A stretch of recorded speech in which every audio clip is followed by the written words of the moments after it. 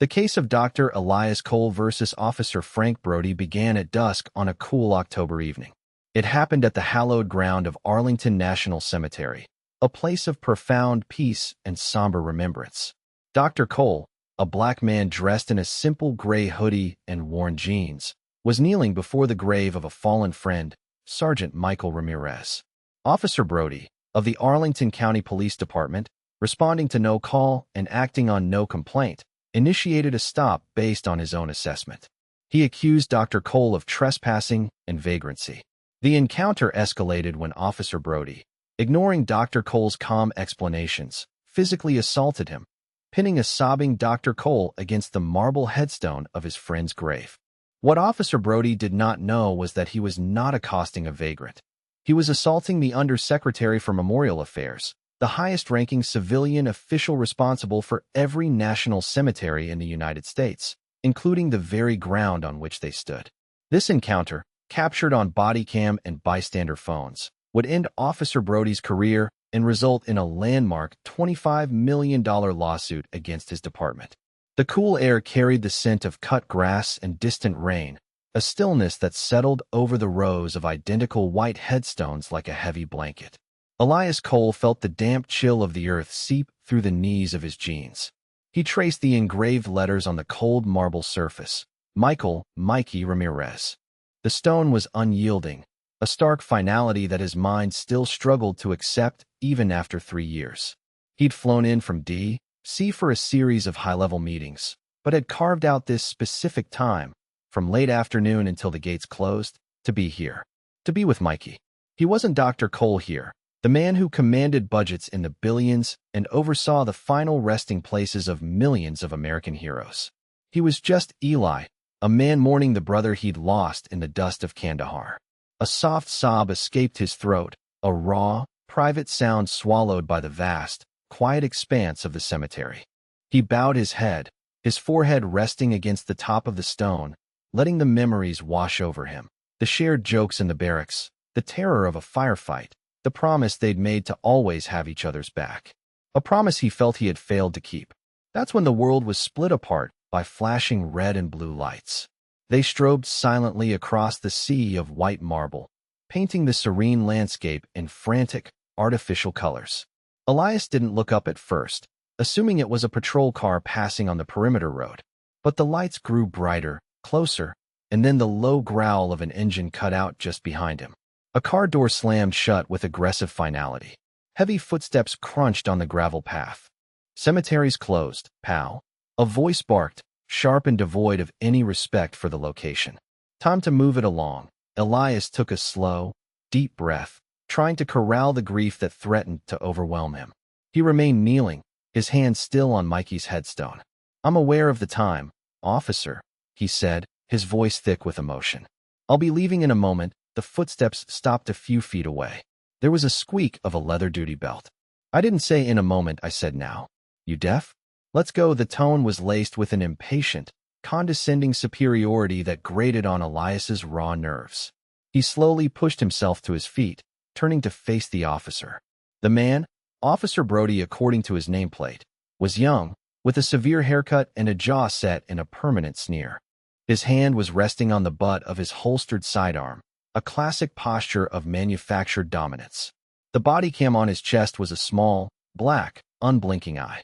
"I'm just paying my respects to my friend," Elias said quietly, gesturing to the grave. Brody's eyes flicked to the headstone and then back to Elias, his gaze lingering on the worn hoodie and the dark skin beneath the hood. A smirk played on his lips. "Right. Your friend looks to me like you're loitering. Or maybe casing the place. We get a lot of your type trying to steal bronze fixtures or just cause trouble. Your type." The words hung in the air, heavy and poisonous. Elias felt a familiar, cold anger begin to push through the fog of his sorrow. He had worn a uniform for 10 years, had bled for his country on the same soil that now held his friend. To be reduced to a stereotype, a type, in this sacred place was a desecration. "My type," Elias repeated, his voice dangerously calm, "is a veteran mourning a fallen soldier. I suggest you choose your next words very carefully." Officer Brody chuckled, a short, ugly sound. "Oh, a tough guy, huh? I'm not suggesting anything. I'm telling you." You're trespassing. Now give me some ID and then get the hell out of my cemetery. The possessive pronoun, my cemetery, struck Elias as profoundly arrogant. Brody's entire demeanor was an exercise in escalation. He was a man with a hammer, and he was determined to find a nail. Elias reached slowly into his back pocket, every movement deliberate and visible. He knew the dance. He'd seen it, and, in a past life, had been trained to de-escalate it. But Brody was on a different frequency, one tuned only to his own prejudice. Elias produced his wallet and extracted his driver's license. Dr. Elias Cole, he stated clearly as he handed it over. Brody snatched the card, his eyes scanning it with theatrical suspicion. He squinted at the photo, then back at Elias's face. Doctor, huh? Doctor of what? Bullshit. He turned his back on Elias and walked toward his patrol car, his radio crackling to life. Dispatch, I've got a male, black, approximately 40 years of age, at Arlington National. Running a check on a Virginia license. Cole, Elias. The public broadcast of his race felt like another small, deliberate jab. Elias stood his ground, his hands held loosely at his sides. He could feel the eyes of other late-lingering visitors on them. A family several rows away had stopped, their conversation dying as they watched the confrontation unfold. A young man walking his dog paused on a nearby path, his hand subtly raising his phone. The silent cameras were already appearing. Brody returned a minute later, tossing the license back at Elias. Comes back clean. Doesn't mean anything. You don't have a reason to be here after hours. The gates are not locked until sunset, which is in approximately 10 minutes, Elias stated, his voice flat and precise. I am not here after hours. I am a visitor, and I am entitled to be here until the cemetery is officially closed to the public. Brody's face tightened, his temper flaring at the calm, factual correction. Are you a lawyer now, doctor? You want to argue policy with me? I am the law out here, and I say you're done. Your visit is over. He took a step closer, invading Elias's personal space. The scent of cheap air freshener and aggression emanated from him. Now, I'm going to ask you one last time to leave. You refuse, and I'm taking you in for trespassing and resisting. The absurdity of the threat was staggering. Resisting what? A baseless, unlawful order? Elias looked past the officer, back at Mikey's grave. The grief he'd been holding at bay surged forward again, a powerful, unstoppable wave. The anger, the frustration, the sheer injustice of this moment, it all mingled with the profound loss. His shoulders began to shake. A tear traced a path down his cheek, then another. He wasn't performing. He was breaking. The pressure of his life, the weight of his responsibilities, the unending sorrow for his friend, it was all too much. He turned away from Brody, back toward the headstone, and a raw, guttural sob tore from his chest. He collapsed back to his knees, his hands flat against the cold marble, as if he could somehow push through it, reach the man he had lost. I'm sorry, Mikey, he whispered, the words choked and broken. I'm so sorry. He didn't see Brody's eyes light up with a sick sense of vindication. To the officer, this display of emotion wasn't grief. It was an admission of guilt, the behavior of someone unstable, on drugs, or caught in a lie. It was the final piece of confirmation he needed to justify his actions. All right, that's it. Show's over, Brody snarled, moving in fast. You're under arrest. Before Elias could even process the words, a hand clamped down hard on his shoulder, yanking him backward. Another hand twisted his arm behind his back. The sudden violence was shocking. He was shoved forward, his chest and face slamming into the sharp edge of Mikey's headstone. A sharp pain exploded in his cheek, and the cold of the marble was a brutal shock against his skin. You have the right to remain silent. Brody grunted, his knee digging into Elias's lower back as he struggled to apply handcuffs. The world narrowed to the rough texture of the stone, the smell of damp earth, and the searing pain in his shoulder. Get your hands off me, Elias said, his voice a low growl, the grief instantaneously replaced by a focused, glacial rage. He didn't struggle, didn't resist physically. He was a veteran. He knew how to control his body even when his world was tilting. But his voice carried a new weight, an authority that had been absent before. You are assaulting a federal officer, he said, each word distinct and sharp. Brody laughed, the sound muffled against Elias's ear. Federal officer? That's a new one. Save it for the judge, buddy. You're just another vagrant who got caught. He cinched the first cuff on Elias's right wrist, the metal biting into his skin. I am Dr. Elias Cole, Elias stated, his face still pressed against the stone. In the front left pocket of my jeans, you will find my wallet. Inside that wallet, you will find my government credentials. I advise you to look at them. Now, there was something in his tone, the absolute lack of fear, the cold, hard certainty, that finally gave Brody a flicker of pause. It wasn't the plea of a man being arrested. It was the command of a man in charge. Hesitantly, Brody eased the pressure on Elias's back. What kind of credentials? He asked, his voice losing some of its bluster. The kind that identify me as the Undersecretary for Memorial Affairs for the United States Department of Veterans Affairs, Elias said, his voice resonating against the marble.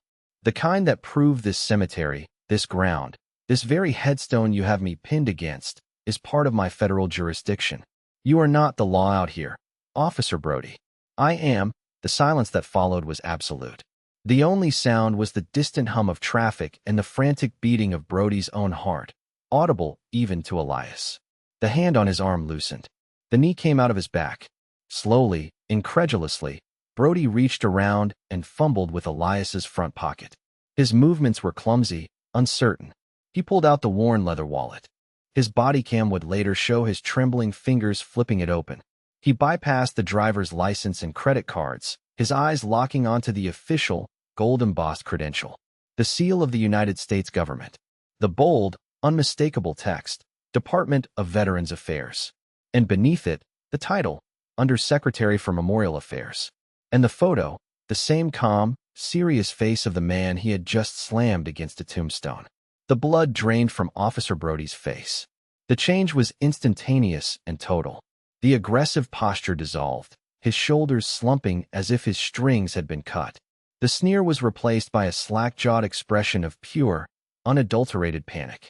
"Oh my God," he whispered, a prayer and a curse all in one. He fumbled to unlock the handcuff, his hands shaking so badly he could barely fit the key in the lock. "Sir, I had no idea." Elias slowly pushed himself off the headstone, rubbing his bruised cheek and his raw wrist. He turned to face the officer, his expression unreadable. The grief was still there, a deep ache in his chest, but it was now overlaid with a cold, righteous fury. He was no longer just a mourning friend. He was an official of the United States government who had been assaulted on federal property by a local cop high on prejudice. "You had no idea," Elias repeated, his voice dangerously soft. "You saw a black man in a hoodie, and your entire professional protocol was reduced to your type. You didn't know who I was, officer, but you knew exactly what you thought I was. And you acted on that assumption with violence." He took a step toward Brody, who instinctively flinched and took a step back. The power dynamic had not just flipped, it had been shattered. "Sir, a call came in," Brody stammered, his eyes wide with desperation, trying to construct a lie on the fly. "Suspicious individual near the west gate." "There was no call, officer." Elias cut him off, his voice like ice. "Your body cam is recording. Your dash cam is recording. They will show you initiated this stop without probable cause or reasonable suspicion. They will show you escalating a peaceful situation. They will show you committing assault and battery." He pulled out his own phone. He didn't dial 911. He scrolled through his contacts to a number few people had. "Yes, connect me to Director Henderson, please. This is Undersecretary Cole. I have a Code 4 situation at Arlington National. Officer involved assault. On me." Brody's face went from pale to ashen. Director Henderson was not a local police chief. He was the head of the Department of Veterans Affairs' own federal police force, the Office of Security and Law Enforcement. Elias wasn't calling the cops. He was calling his cops. While he spoke, the bystanders, who had been watching with a mixture of fear and fascination, grew bolder. The young man with the dog was now openly recording, the red light on his phone a beacon in the gathering gloom. The family that had been watching now started walking toward them, the father speaking in a low, angry voice to his wife. "Did you see that? He just shoved him right into the stone." The institutional gears were already grinding into motion, but the public trial had already begun. Within minutes, the distant sound of sirens became audible. But these sirens had a different pitch, a different urgency. They weren't from the local precinct. Two dark SUVs with federal plates and flashing lights came speeding down the narrow cemetery roads, stopping near Brody's patrol car.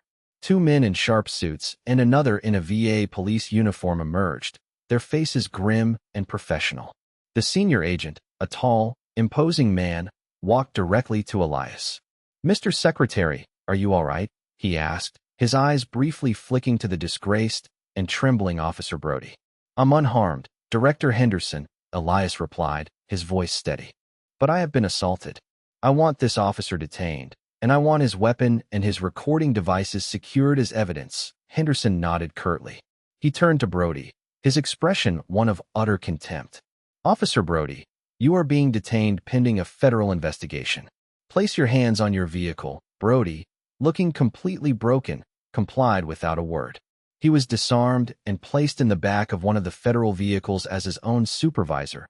A portly sergeant from the Arlington County PD finally arrived on the scene, his face a mask of confusion and panic. He saw the federal vehicles, the men in suits, and his own officer being detained, and his jaw dropped. "What the hell is going on here?" the sergeant demanded, puffing up his chest.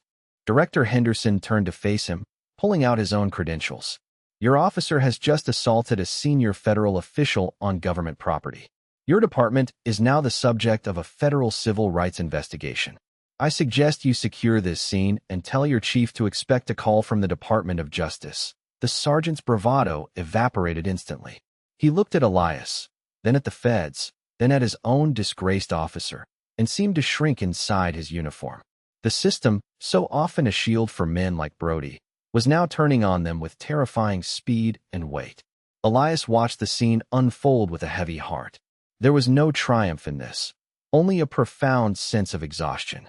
He had been violated in one of the most sacred moments of his life, forced to trade his grief for a fight he should never have had to wage. He looked back at Mikey's grave, the site of his friend's rest now a crime scene. The news broke the next morning. Fueled by the bystander video, which had gone viral overnight under the hashtag Justice for Elias Cole, the story was everywhere. The headline from the prompt became a rallying cry. "Officer pins black veteran sobbing at friend's grave." The Arlington County Police Department was thrown into a maelstrom of public outrage. Their initial press release was a weak, jargon-filled statement about an ongoing investigation and an officer being on administrative leave. It did nothing to quell the firestorm. Elias, through his attorneys, was clear about his intentions. This was not about a simple apology. He filed a $25 million lawsuit against Officer Brody and the Arlington County Police Department. The lawsuit wasn't for personal enrichment. The documents specified that any damages awarded would be placed into a trust fund for the children of fallen soldiers and to fund nationwide police reform initiatives focused on de-escalation and implicit bias training. The legal complaint was a masterclass in precision, detailing every second of the encounter, citing Brody's history of complaints, and methodically dismantling the department's claims of adequate training. It accused them of fostering a culture of impunity and racial profiling. Officer Brody was fired within the week. He faced not only the civil lawsuit, but also federal charges for assault and deprivation of rights under color of law. His career was over, his name a permanent stain on the department.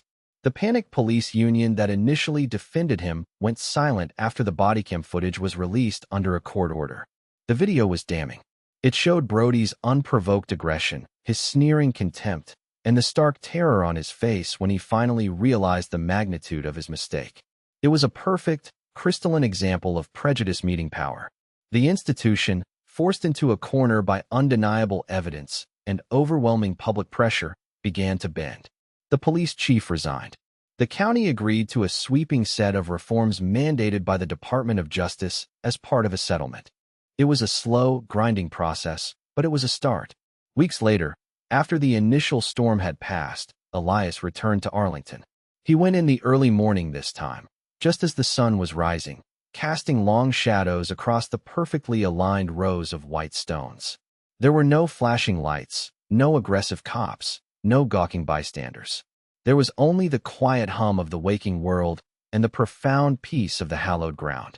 He knelt again at Mikey's grave, the marble now clean and catching the first rays of dawn. He placed a fresh bouquet of flowers at its base. He didn't need to speak. The grief was still there, a permanent resident in his heart, but it was no longer tangled with the bitter threads of anger and injustice.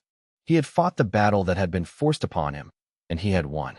Not just for himself, but for every person who had ever been judged by their type. He stayed for a long time, watching the sun climb higher in the sky, feeling the warmth on his face. He thought about Mikey, about their shared past, and about the future he was now fighting to change. In the quiet of that morning, surrounded by heroes, he finally found the peace that Officer Brody had tried to steal from him. It was a vindication far more valuable than any lawsuit, a quiet, internal victory won on the most sacred ground. The fight was far from over, but here, in this place of final rest, Elias Cole could finally allow himself a moment of peace, a moment to simply be a friend visiting a friend.